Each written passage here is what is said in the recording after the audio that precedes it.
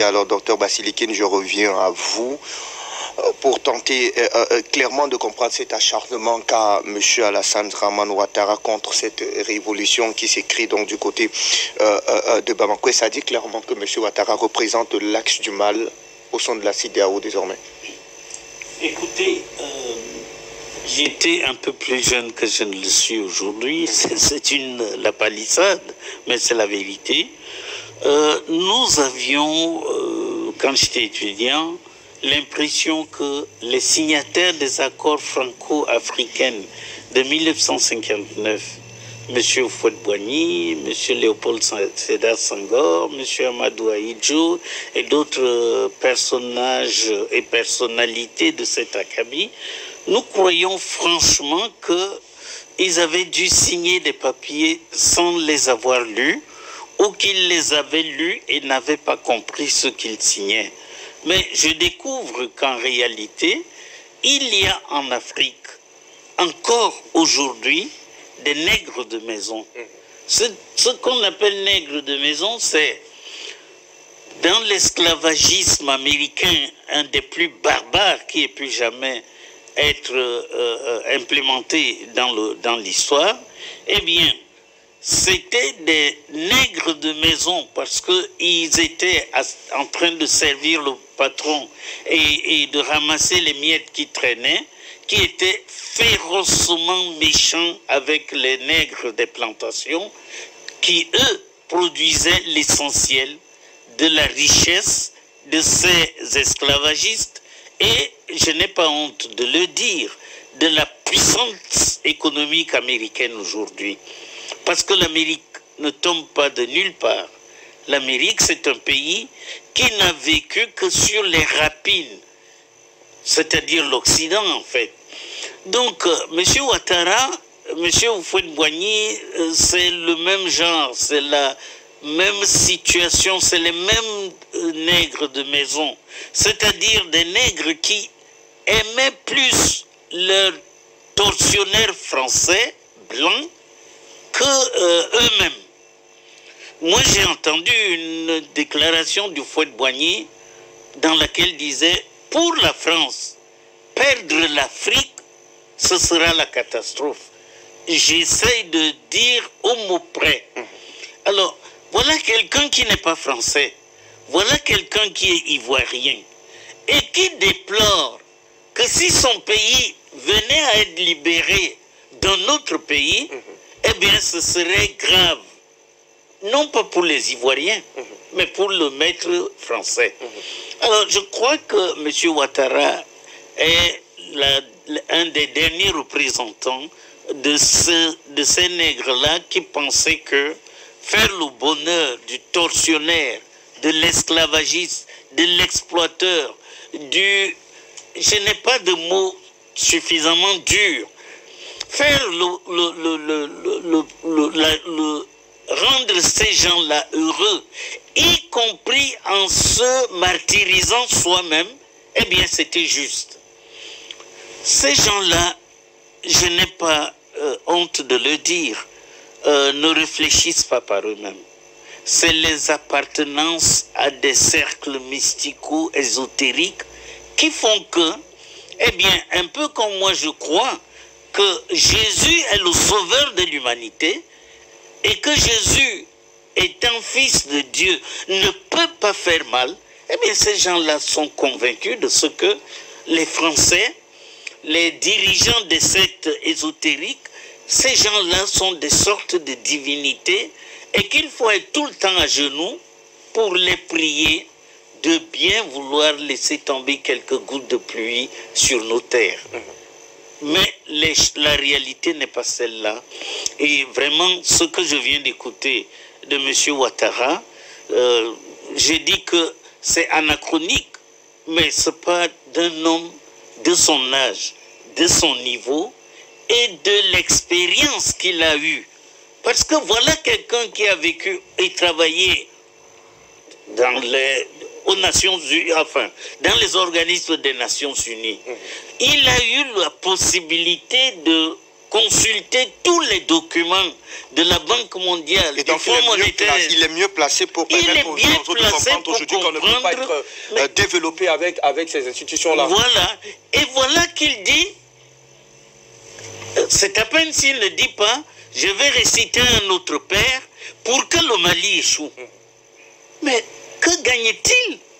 Sinon que c'est des théories ésotériques qui font croire que le centre de la planète, le centre du monde, c'est l'Occident, et que le reste de l'humanité doit être esclavagisé, exploité, spolié et martyrisé par l'Occident. Moi, je dis simplement que, Dieu merci, je croyais que les chefs d'État étaient pas protégés. Mais je ne pouvais pas savoir que ce type d'entretien puisse accéder jusqu'à mes petites oreilles. Je vous assure que j'en suis malade. Et je crois que tout Africain qui regarde, qui entendra cet échange, va se demander si les Africains, certains Africains, ceux qui appartiennent à des sectes où on les manipule comme des pions sur un échiquier, eh bien, si ces gens-là sont des hommes, moi, j'ai plus que des doutes. Et je crois que Bamako, le succès qui va survenir à Bamako, va s'étendre sur toute l'Afrique francophone et que les messieurs Ouattara et ses semblables finiront par disparaître. D'accord. Merci à vous, docteur Basilikine Bertrand. Tatine, on ne va pas revenir autour de je dis quoi, les détails même de cette opération, de ces mercenaires ivoiriens, puisqu'on en sait peut-être un peu plus. Et je vais vous demander, est-ce qu'on a d'autres éléments en plus, Bertrand? Oui, on a d'autres éléments en plus. Il y a des éléments en plus. Le premier élément est que le ministre de la Défense, le ministre des Armées de France a été reçu hier par le président Ouattara. Pour vous, c'est un hasard? Non. Mais c'est pas un hasard. Si l'opération avait marché, l'ordre du jour de la rencontre aurait été quoi? La situation militaire au Mali. Mais là, ils ont parlé de l'engagement de la France en Côte d'Ivoire et la France fait une avancée. Elle explique qu'elle réfléchit aujourd'hui à une nouvelle mission de ces hommes. Vous savez ce qu'elle dit? Elle dit qu'elle pense à mettre ses contingents aujourd'hui sous commandements africains. C'est un trompe-l'œil. Parce que cette rencontre-là, voilà les commanditaires de l'opération au Mali. Cette rencontre-là était en fait prévue pour voir dans quelle mesure récupérer la situation chaotique du Mali. Ou bien coordonner la situation chaotique du Mali. Une opération de troupes spéciales.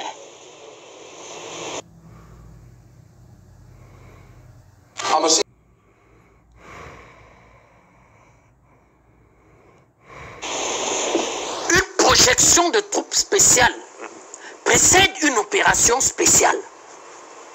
Nous, on en sait quelque chose ici parce que des éléments spéciaux de l'armée du Cameroun sont projetés au Nigeria, ont infiltré, parce qu'elles ont plusieurs objectifs.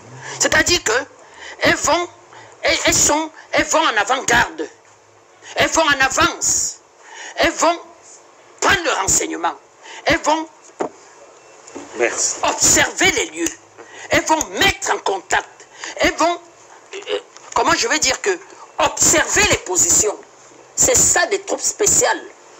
Et elles ont d'autant plus ça de spécial qu'il faut justement ne pas apparaître comme militaires de troupes spéciales. C'est-à-dire qu'il faut apparaître comme civil. Les militaires le comprennent très bien. Les militaires le comprennent très bien. Vous ne pouvez pas projeter des éléments de troupes spéciales sur un champ où vous ne préparez pas, où votre état-major ne prépare pas une opération spéciale. Ça ne s'est jamais vu. Deuxième des choses, l'état-major ivoirien confirme que ce sont des mercenaires. Pourquoi? Il doit se taire, le responsable de l'armée de Côte d'Ivoire. Je peux comprendre que ses patrons opérationnalisent une histoire comme celle-ci, ça tourne mal, et lui vient défendre. Il explique qu'ils avaient des contrats avec deux types d'organisations. L'ONU, c'est quoi l'ONU? Et une société la sécurité sahélienne une société bidon. C'est quoi l'ONU? Sauf que l'ONU s'est désolidarisée de ce fait. Non, même vous êtes flou. Mais vous êtes un journaliste de classe mondiale. Qui s'est désolidarisé? Le secrétaire général des Nations Unies, le Conseil de sécurité, Macron, un individu dont le pays au Conseil de sécurité. Ne nous embarquez pas dans un flou terrible. C'est là où Abidjan se cache. Parce que Abidjan explique qu'eux, ils avaient un contrat avec l'ONU et ils avaient un contrat avec une société chargée d'assurer la logistique. Le seul élément juridique qui cadre la présence de la MINUSMA au Mali, c'est la résolution du Conseil de sécurité. C'est tout. Tout ce qui est hors résolution du Conseil de sécurité, c'est le mercenariat, c'est la criminalité. C'est pour ça que même un départ de remplacement de troupes, ça obéit à, comment je vais dire que, une habitude militaire de forme. J'ai expliqué comment ça se passe au Cameroun. Le ministre délégué à la défense et la haute hiérarchie militaire viennent dire au revoir aux éléments en donnant les dernières instructions du président de la République. C'est de la pure forme. Mais avant ça, tout est déjà calé. Le type de transport, le plan de vol, l'heure d'arrivée et qui les réceptionne en coordination directe avec le pays qui accueille les troupes. Avoir une mission de stabilisation onusienne sur votre territoire ne fait pas de vous une colonie du Conseil de sécurité. Le Mali n'est pas une colonie du Conseil de sécurité. Or, l'armée ivoirienne nous dit, nous avions un accord avec l'ONU. C'est qui l'ONU? Avait-il un accord avec le secrétaire général de l'ONU? Avait-il un accord avec les responsables du Conseil de sécurité qui vont voter la résolution? Avait-il un accord avec le responsable militaire de la mission de la MINUSMA? Ont-ils un accord avec cette société sahélienne? Pourquoi ils n'avaient pas d'accord avec l'État du Mali? Parce que même la résolution du Conseil de sécurité est discutée en présence des responsables maliens. Ça s'est discuté. Nous avons retransmis les débats de cette histoire ici de façon publique. Et M. Diop sentait ça venir. Et il expliquait justement qu'au-delà du fait que le Mali est pratiqué, et je crois que c'est parce qu'il n'y a pas un pouvoir élu au Mali, que le Mali ne demande pas officiellement. Quand il y aura un pouvoir élu au Mali l'année prochaine, je crois que le premier acte fort sera de demander le départ de la MINUSMA. J'ai du mal à croire qu'un pouvoir élu au Mali viendra et va maintenir cette histoire. Et M. Diop expliquait que cette MINUSMA qui est prorogée ne devra rien faire au Mali sans une coordination et une collaboration avec l'état-major malien. Comment vous l'imaginez? C'est un peu comme si moi, M. Bertrand Tatsinda, je gagne un marché pour sécuriser des espaces sensibles au Cameroun avec possibilité de faire venir des éléments spéciaux de certaines armées d'Afrique au Cameroun. Vous imaginez? Mais Bertrand, interrogeons... Est-ce que la Côte d'Ivoire, c'est un État? Interrogeons un tant soit peu, effectivement, ces entreprises-là. Cette mission est cadrée justement parce qu'on appelle une note express. Signée le 5 juillet, numéro 3640. Objet, relève du 7e détachement de la National Support Element. C'est sérieux? C'est quel torchon ça? Ça a quoi comme cadre juridique? Le Conseil de sécurité reconnaît ça. La MINUSMA reconnaît ça.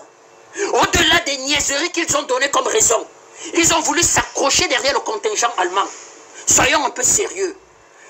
L'armée de Côte d'Ivoire a des moyens opérationnels pour sécuriser un contingent allemand, bien que l'Allemagne n'ait plus le droit aujourd'hui d'avoir une armée de projection.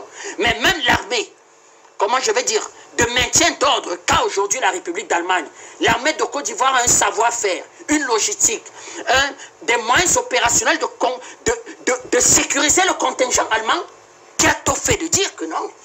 L'ONU, comme vous voulez qu'on parle comme vous, l'ONU explique que nous ne les connaissons pas. Nous ne les connaissons pas. Les militaires qui sont reconnus par l'ONU sont des militaires qui rentrent dans la résolution du Conseil de sécurité. C'est pour ça qu'ils ont un statut différent. Ils ont un statut au-delà d'appartenir à leur pays. Ils ont un statut de militaire de la paix internationale, entre guillemets. Les juristes ont peut-être le mot juste. ils ont des prestations même financières différentes. Regardez. Regardez à quoi ressemble la MINUSMA. C'est le lieu de questionner alors maintenant même la MINUSMA et les contingents qui composent la MINUSMA. Et arrive le ministre de la Défense française, comme par hasard, il arrive, se met à discuter avec eux, arrive à Abidjan, comme par hasard, d'où est parti ce contingent de forces spéciales, se met à discuter avec le président Ouattara, qui lui ne produit aucun élément palpable, juridiquement acceptable pour justifier cette opération. Sauf qu'il y a un acteur en Côte d'Ivoire qui dit quelque chose de très intéressant. Lui, il a été rebelle. D'ailleurs, il ne se cache pas. Il dit, c'est parce que nous avions fait la rébellion, nous avons porté les armes que M. Ouattara est arrivé au pouvoir. M. Ouattara ne reconnaissait pas, Guillaume Soro. Il dit, cette histoire doit être négociée dans le noir. Je paraphrase. Et il en appelle à au président togolais, fort, au président togolais, de négocier cette histoire. Quand il s'agit de mercenariat, de mouvements rebelles, on peut croire que Guillaume Soro sait de quoi il parle. Question d'expliquer qu'il faut se taire dans ce genre d'opération. Et fort, lui, il a une relation amicale avec la jeune. Parce qu'il va très vite comprendre, lui, au sein de la CEDEAO, et va défendre cette ligne, que les sanctions sont illégales. Donc s'il faille s'opposer à la prise de pouvoir par les militaires au Mali, pas les sanctions, c'est illégal. Nous ne sommes pas sérieux, nous ne sommes plus sérieux, nous ne respectons pas nos textes. Demande une négociation.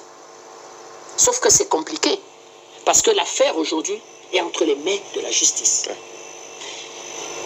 Fabrice, ça questionne les missions onusiennes.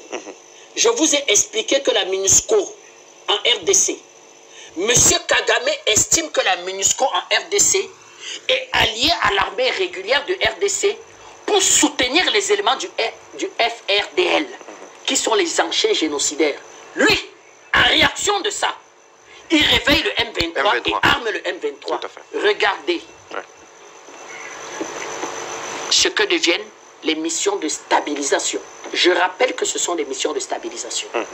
Je rappelle qu'aucune d'elles n'a un budget de moins de 1 milliard de dollars. Je rappelle qu'au Mali, on parle de près de 15 000 éléments, avec une logistique de qualité. Près d'1 milliard de moyens financiers. Regardez les missions onusiennes.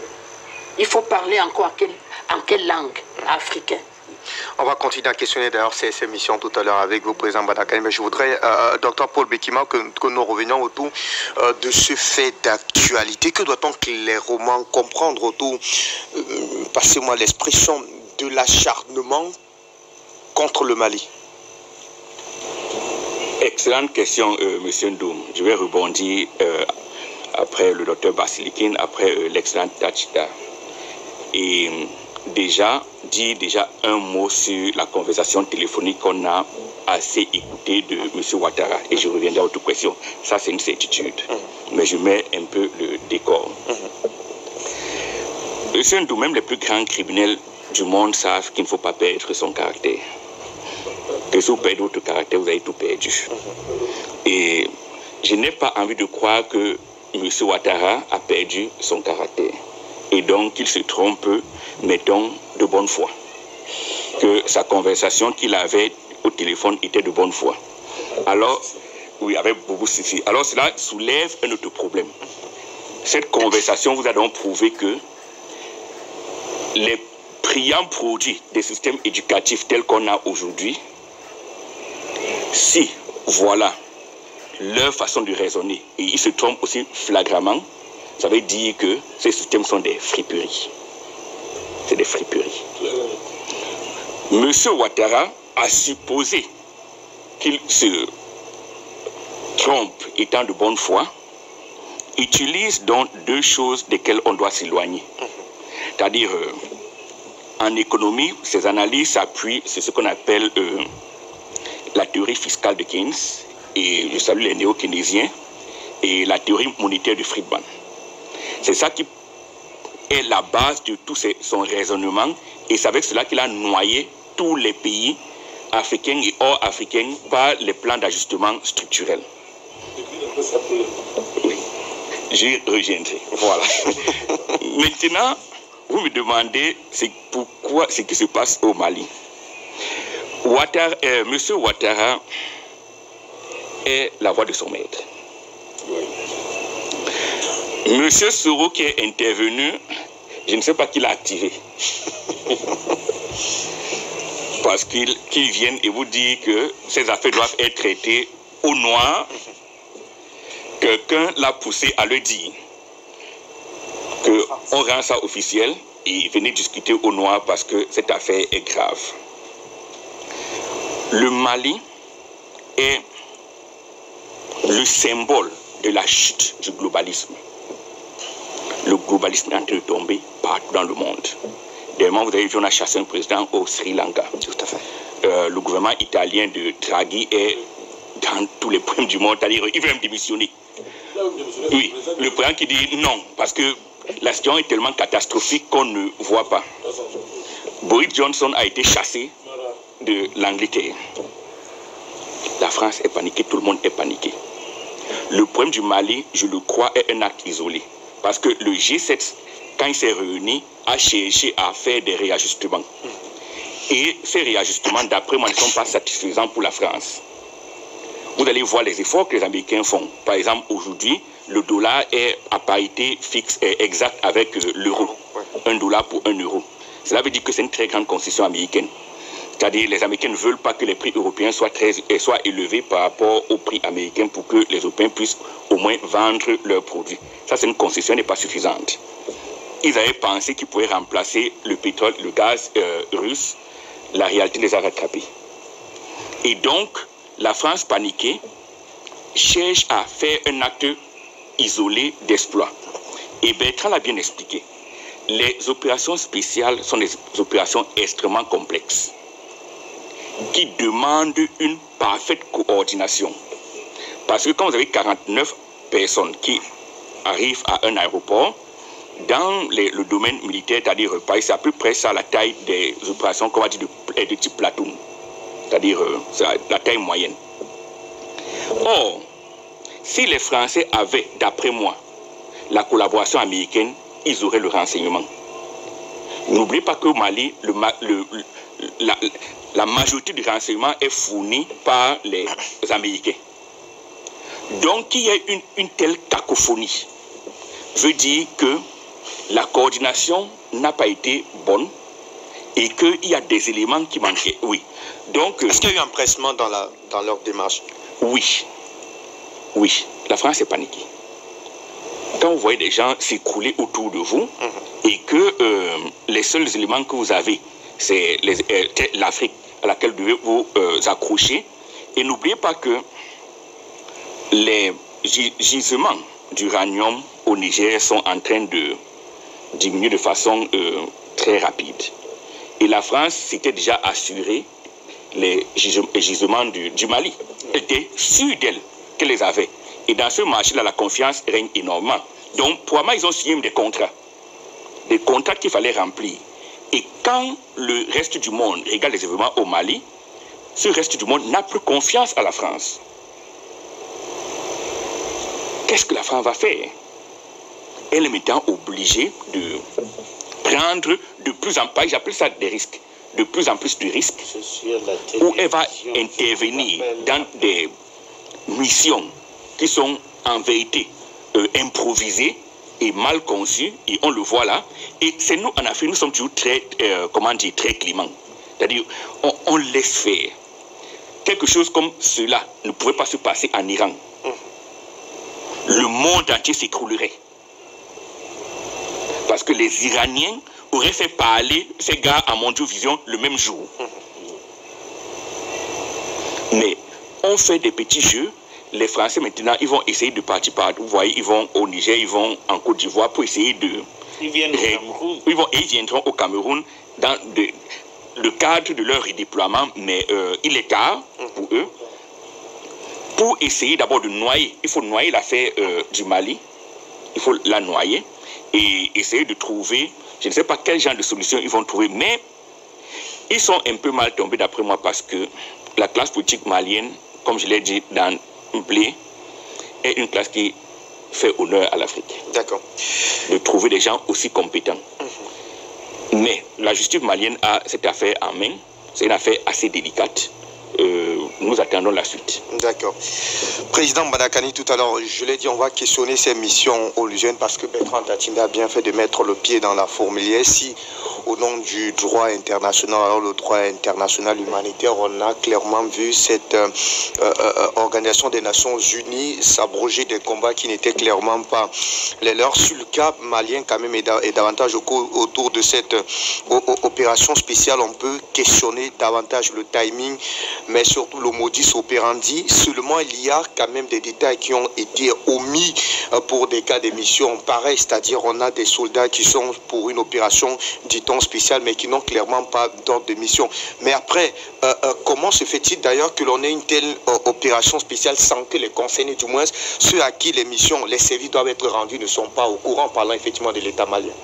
Vous posez la problématique de l'ONU. Tout à fait. C'est l'organisation la plus dangereuse au monde. Représente le type d'organisation arrivé au niveau d'élévation.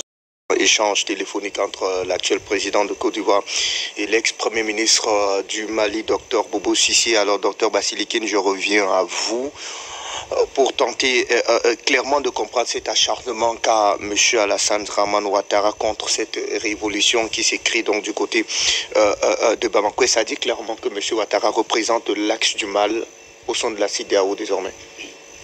Écoutez, j'étais un peu plus jeune que je ne le suis aujourd'hui. C'est la palissade, mais c'est la vérité.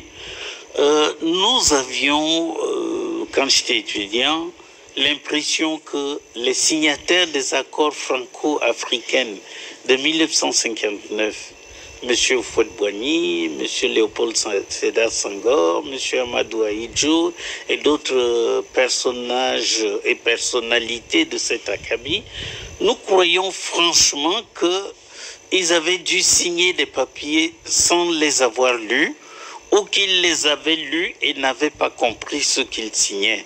Mais je découvre qu'en réalité, il y a en Afrique, encore aujourd'hui, des nègres de maison. Ce qu'on appelle nègres de maison, c'est dans l'esclavagisme américain, un des plus barbares qui ait pu jamais être implémenté dans l'histoire, eh bien, c'était des nègres de maison parce qu'ils étaient en train de servir le patron et de ramasser les miettes qui traînaient, qui étaient férocement méchants avec les nègres des plantations, qui, eux, produisaient l'essentiel de la richesse de ces esclavagistes et, je n'ai pas honte de le dire, de la puissance économique américaine aujourd'hui. Parce que l'Amérique ne tombe pas de nulle part. L'Amérique, c'est un pays qui n'a vécu que sur les rapines, c'est-à-dire l'Occident, en fait. Donc, M. Ouattara, M. Houphouët-Boigny, c'est le même genre, c'est la même situation, c'est les mêmes nègres de maison. C'est-à-dire des nègres qui aimaient plus leurs tortionnaires français, blancs, que eux-mêmes. Moi, j'ai entendu une déclaration du Houphouët-Boigny dans laquelle il disait « Pour la France, perdre l'Afrique, ce sera la catastrophe. » J'essaye de dire au mot près. Alors, voilà quelqu'un qui n'est pas français. Voilà quelqu'un qui est ivoirien et qui déplore que si son pays venait à être libéré d'un autre pays, eh bien, ce serait grave. Non pas pour les Ivoiriens, mais pour le maître français. Alors, je crois que M. Ouattara est un des derniers représentants de ces nègres-là qui pensaient que faire le bonheur du tortionnaire, de l'esclavagiste, de l'exploiteur, je n'ai pas de mots suffisamment dur, faire